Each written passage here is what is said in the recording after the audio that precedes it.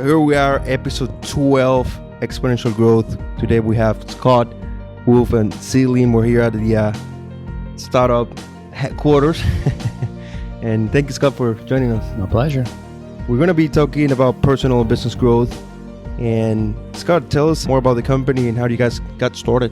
So we got started, we have two starting stories almost. We got started a while ago, back in 2007 or so. I was practicing law at the time. I had my own law practice. And I did this on the side. I had some experience in software development and web design. And at the same time, I was doing a lot of construction law. And I saw this as a potential need. So I kicked this off as a little side project, developed this little widget. And it started doing well without that much massaging. So it was doing well, and I was still doing my law practice. And then in 2012, I bailed and became focused on this company full time. And so I'd say that's kind of our second founding, when we started to really kick off and really start to grow quickly. And the company's a software company. It's a SaaS software product. It's for people in the construction industry. So folks who are in construction will get use of our product.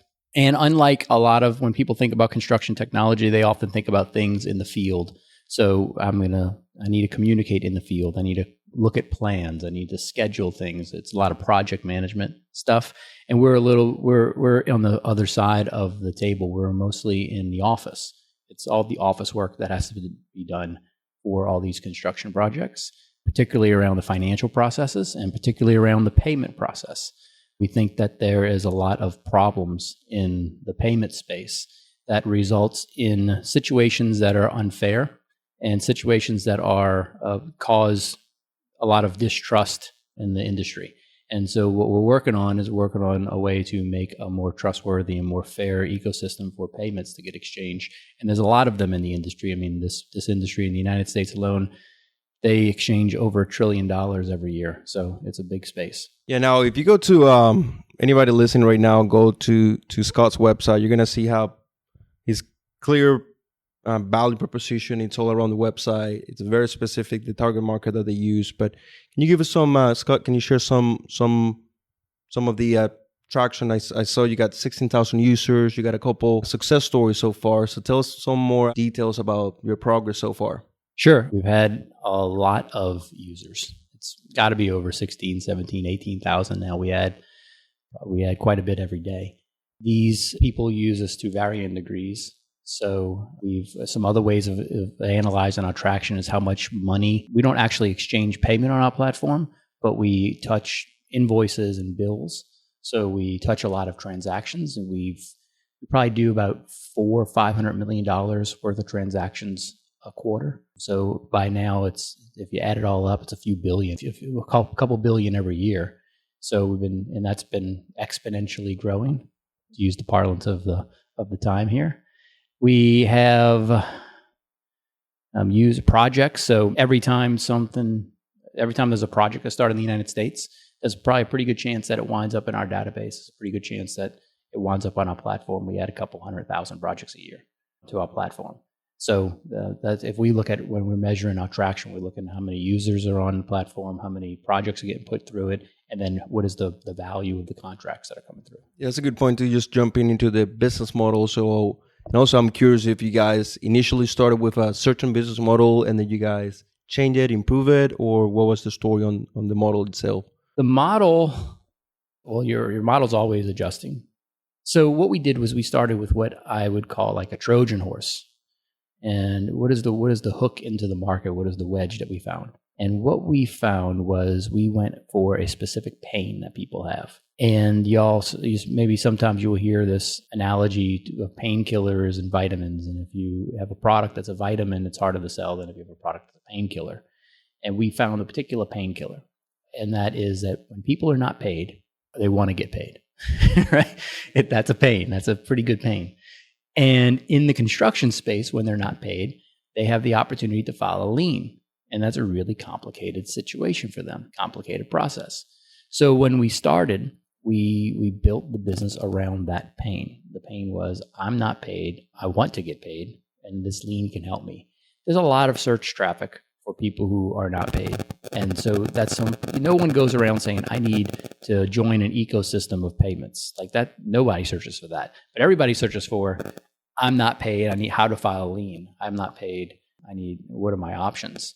So we built initially a model around that to solve that pain, and that opened the door to all sorts of things around the ecosystem of payments and construction and this process of the lien process, which is very nuanced in the industry.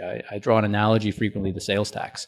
So sales tax, everybody understands that it's complex in that what kind of sales tax you charge depends on where you are, what you're selling, how much the transaction is, all kinds of things. And the same thing exists for people in the construction space. They have a lot of compliance challenges and around payments and around the lien process. And so what we did is at first we looked at just that pain at the very end. I'm not paid. But then we started peeling back the onion and building a whole suite of solutions around the entire more complex process.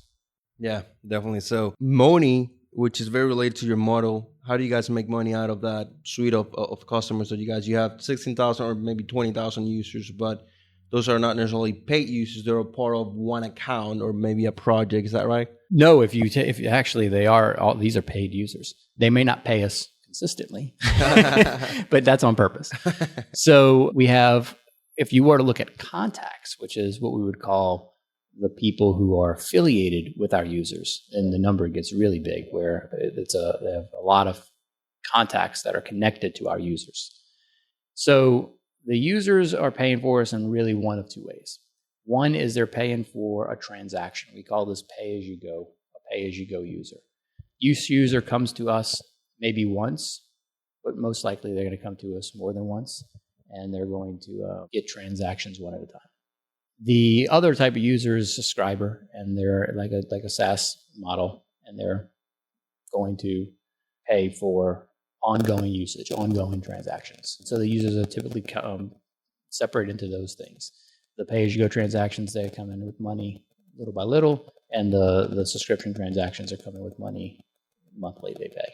Yeah, we met at the New Orleans Entrepreneurship Week, and that's when we briefly talked for less than 5 minutes, but I saw you were chatting with Craig, and you were talking about this software metrics, the lifetime value, the customer acquisition cost, and I was just sitting there blown away. So can you expand a little bit more on how that is critical to your growth as a company and making any financial decisions, especially with investors or whatsoever? Well, it's not only critical to our company, it's just critical to companies in general. There's a quote that I recently read from Jeff Bezos, who's the Amazon guy, right? And he said, your margin is my opportunity. And what that means is, well, part of what that means is if you know your business's metrics, then that opens up a lot of doors for you. And it takes a while. So look at me today, and we have our business metrics are pretty well defined. They'll get better defined. And if you come talk to me in 3 years, I will be hopefully in a much better position with respect to my grasp on the company's metrics. But if you talked to me 3 years ago, I was a mess, right? It takes a while to figure these metrics out. It takes a while to make them reliable as well. Once you can calculate your business metrics with your one and only customer, and you might have the metric, but it's not a very reliable metric. The concept being that if you know how much value your customer has over its lifetime, then you know exactly how much money you can invest to get that customer. So then you're just playing a game. Then you're just saying, how can I invest the least, not how can I invest the least amount of money, but how can I buy this customer? If I told you that every customer that comes to your website will give you $20, right? Then you can go figure out a way to get people to your website for less than $20. You can figure that out. And that's kind of the lifetime value of the cost acquisition game. You figure out what the lifetime value is, and then that gives you your budget. And then you can spend money to get them to your website. So you can break that down even further. The lifetime value is really thinking about what your customer is worth.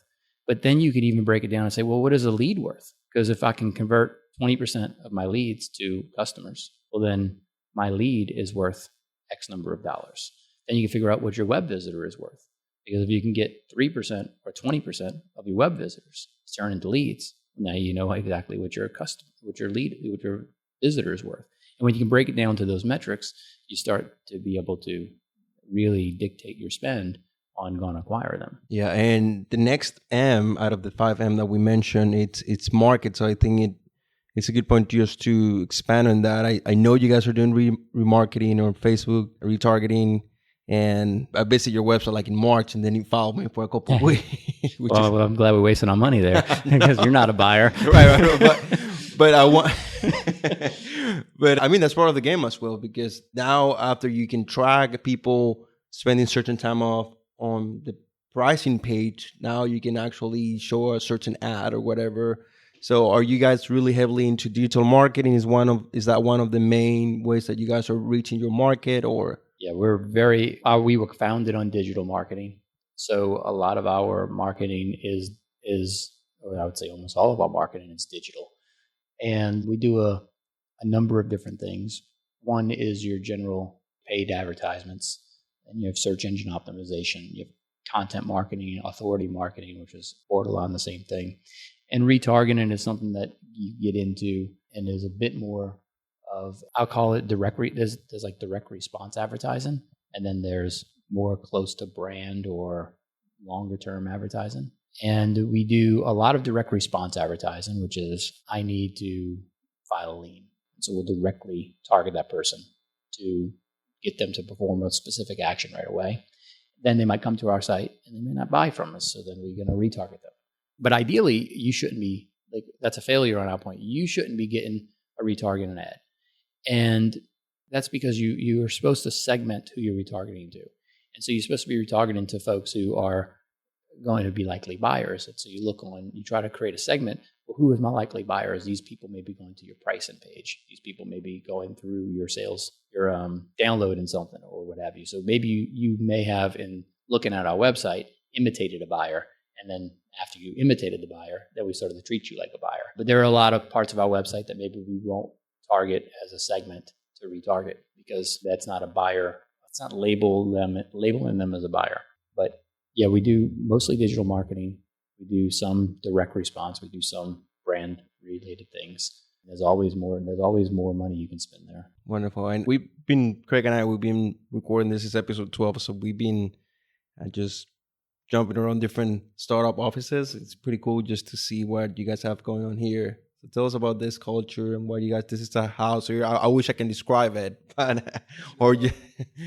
it's an old New Orleans home. I bought this house. I lived in this house for a little while. And then we started a law firm here. And then Zlien started here, and it sort of just, Zlien ate away at my house, then it ate away at the law firm, and it consumed the whole place. We actually have a place across the street as well, which you haven't seen, which is a second office, because we're overflowed in this space and we're moving out of this space. I've been here for 11 years with different purposes, and we're moving out of this space July 1st, so just in 2 weeks.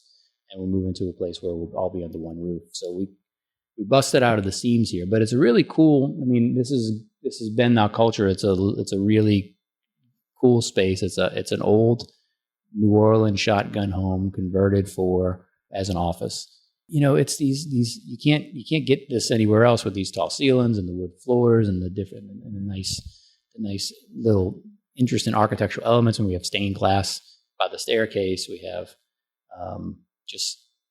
balconies. We have a courtyard.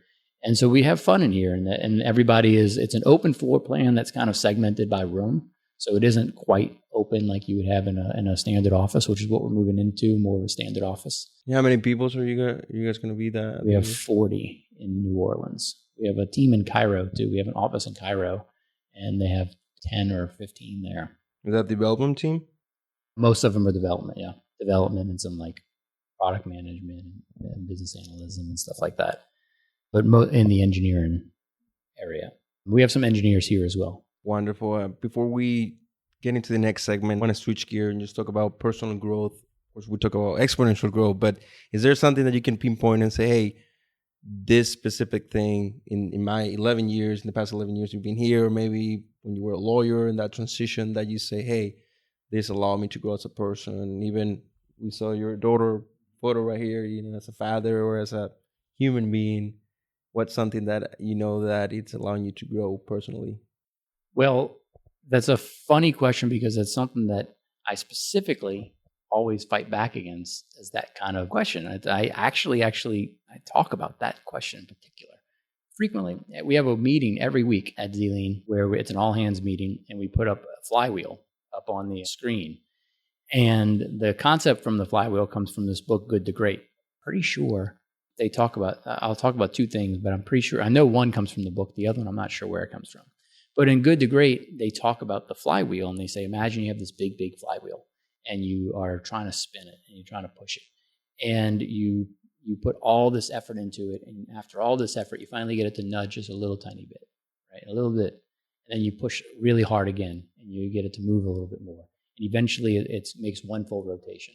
And then you keep spinning, you keep putting in the same amount of effort, and you keep pushing. And eventually, this thing is really whipping around. It's really spinning fast, and you're still having to push it. And then somebody comes up to you, like you just did, and you say, what was the one push that really made this thing spin?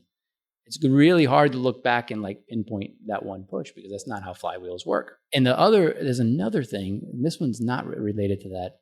There's something else that I read about how when you look back, you reconstruct the elements of your life to kind of find these one moments. So if you ask people that question, sometimes they'll say, yeah, this one, I had this aha moment. And in reality, you don't really have those moments. You kind of retrospectively will put those moments together. And I even find myself doing that because people ask you questions. And then I find myself, like the story of how Zlien was founded. I have a story now. It's not really true. It's a refining one. It's not really true. That's just how the human mind works, I guess. So it's hard. Like there's a lot of things that happen. I mean, I had kids. I didn't have kids before. That's certainly a big change. I didn't have 11 kids.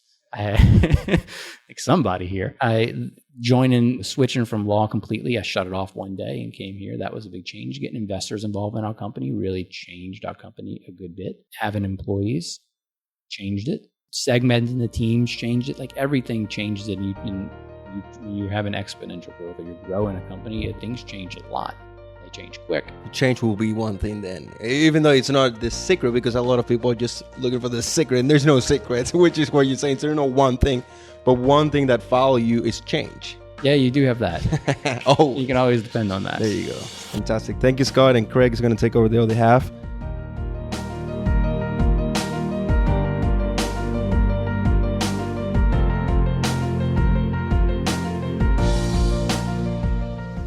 Thank you. I had one of my mentors point out that same thing from Good to Great.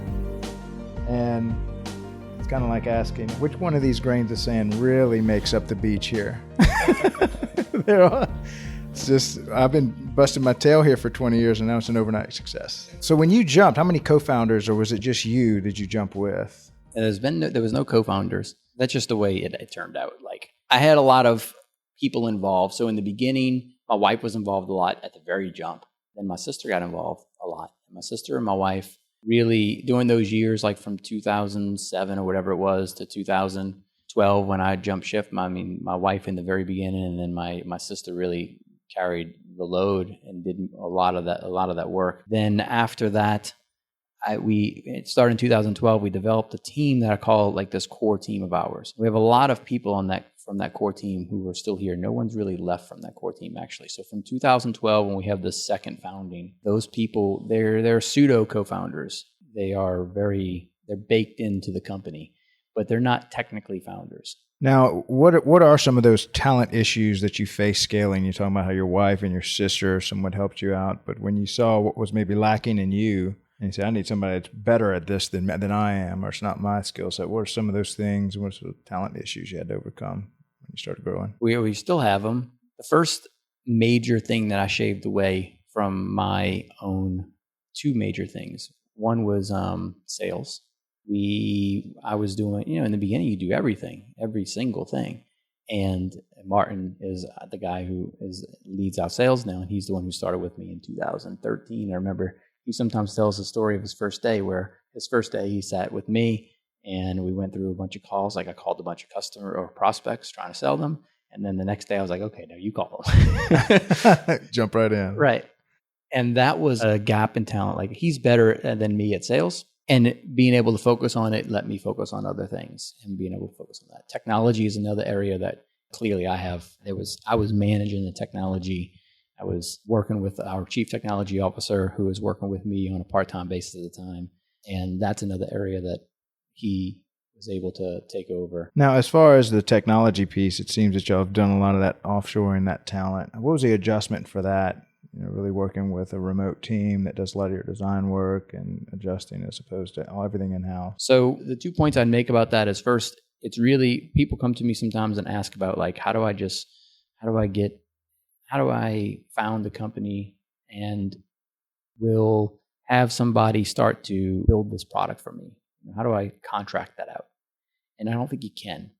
It's a very difficult thing to build. I would tell them it's very difficult to build a technology company and not be a technology company. You can't contract your technology to a technology company to run for you. So the good thing, I have a background that enabled me to be in control of the technical challenges in the beginning.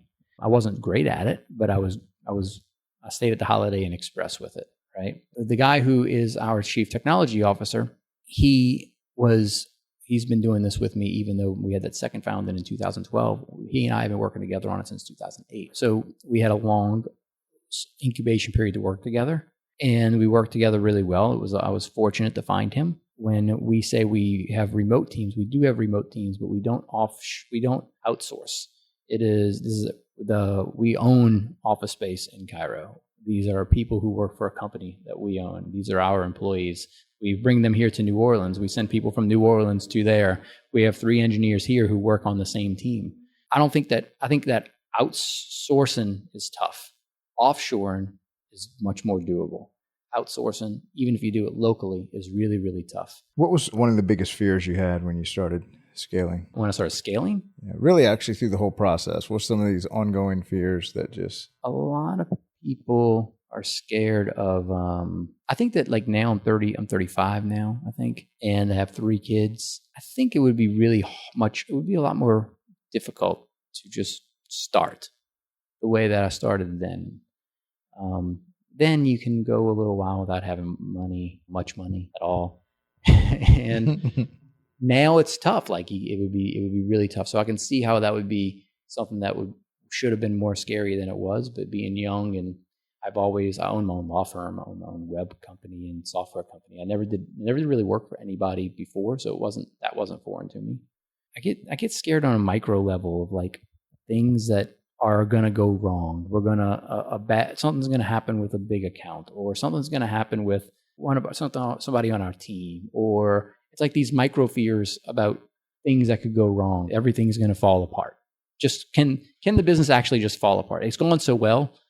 Is it possible that it could just, are we wrong? And is this a fairy tale where like it's just going to fall apart? I don't really fear the failure fear like that much. Now, being a family man, father of 3, how do you balance the demands of a startup, growing a company, and the demands of being a husband and a father? So your question presumes that I balance it. Just tell us that story. How's that going for you? That's hard. I balance it, I think. I think everybody here, sometimes I walk out of the office at 5:30 and everybody's gone. And that's a unique thing for a startup that I'm proud of here, that we don't ride people. There's a lot of like expectations, there's a lot of opportunity, but for the most part, you come here in the evening, you come here on a weekend, it's going to be pretty quiet. So in general, I think that our company does a good job at that. I might not do a very good job of it. Like I'll still be the one. That's why I know it's quiet. It's because I'm here or I'm somewhere. And one way is I have a great wife who carries a large load of that. And I try to make the time I try to stick to that schedule of what most people do here, which is in the evenings I'm home, in the mornings I'm home, in the weekends I try to be home. But that's a hard one. That's the hardest part, is balancing that. And because you always feel like there's more to do, because there is always more to do. And it's hard for me, at least, to walk away from work that's incomplete. And work is always incomplete. Yeah, it's difficult. You come up with different games every once in a while where you'll try to, how do you force yourself to not use your phone when you're at home? How do you force yourself to do this when you're at home, and all this stuff? Now, what's your wife's name? Emily. What would Emily tell us about you if she were here? she would probably say that it isn't that I am not home, and it isn't that I don't make the time. It's that when I'm home, I might not be as present as I should be. That probably would be what she says. Yeah, just mentally preoccupied. Right. And I have a lot on my mind sometimes, and it's hard to shut that off. She'd probably say that. So was there anything that really influenced you? I'm sorry, was there anyone who really influenced you as a young man towards entrepreneurship in a mentor capacity or someone you looked up to? No one at mentor capacity. My family did. Like my family I come from a family of entrepreneurs all the way. It's and I didn't realize it growing up, but when I look at it now, it was my parents were entrepreneurs. All their brothers and sisters were kind of entrepreneurs. Their parents, all entrepreneurs. I don't know. There's no one in my family who really worked for a company, like work for the man, I guess. It's kind of the culture of your family. They just. How important was that for you? And maybe in hindsight, looking back, saying that you might have picked up something through osmosis just because of the. Yeah, like I don't see it. There's two things that I think I learned. One is that I don't see it any other way. I don't really see. It doesn't make sense for me to go apply for a job.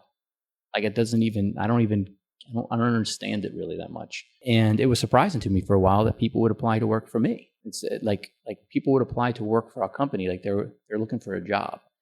And it's weird just that whole perspective. That's how it's really almost that foreign for me. The second thing is that I don't feel, this is why I think I don't have the fear of failure that much. I don't fear like I can't make money. I feel like at any point I can just do something else that would make money. And that's a skill that I guess it's a skill that is valuable, where if something were to happen with Zlien or something happened with with my law firm or with the web company that opened before that, I just do something else. And that, I think that's a confidence, and in part that's a confidence in myself, but also it's like just this way of looking at the world of being able to just create these, just go into, just make an opportunity that I feel like is this, I actually have to shut them off all day long. And that's one of the hardest things in my job, is stopping myself from doing things within this company or elsewhere that's just things that I want to do constantly. So those two things. Yeah, we actually met with a big money manager up in Shreveport, and I was asking him what kind of investor invests in startups, something that may be high risk, maybe similar to some of your investors. And he said those that inherited the wealth, they'll spend maybe $2 million of their $7 million and then panic and realize they'll go into just a holding pattern because they didn't make it. But those that made the money and are producers, they know that I've made it one time, I can make it again. And I think that maybe that family culture gives you that confidence that you can create something out of nothing. It wasn't handed to you. And you see a lot of things go wrong. Like there were times when I was growing up where you would lose hundreds of thousands of dollars. And it isn't like we had a lot of money. It was not that my parents didn't lose $100,000. It's like the business would lose.